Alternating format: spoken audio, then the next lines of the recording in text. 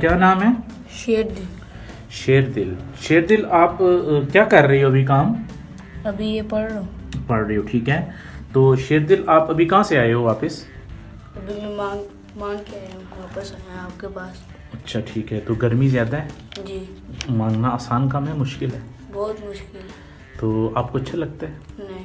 तो आप ये पढ़ लिखने के लिए मेरे पास क्यों आते हो, पढ़ने लिखने के लिए? क्योंकि मैं डॉक्टर बनने हूँ अच्छा डॉक्टर बनना चाहते हो? जी।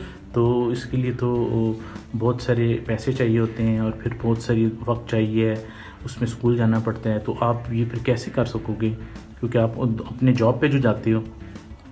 वैसे जॉब फिर छोड़ दूंगा ना, जब ये करने लग जाऊंगा ना, फिर पढ़ने लग। स्कूल जाना शुरू हो जाओगे जी।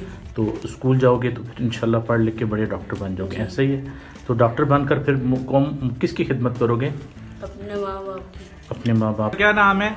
आई बात। अली बहादुर। चलो लिखो साथ साथ। हाँ लिखो। क्या? हाँ ठीक है, लिखो आहिस्ता आहिस्ता। अली बहादुर। हाँ अली बहादुर, आप क्या करते हो काम? वो आता काम। मांगते हो? अच्छा।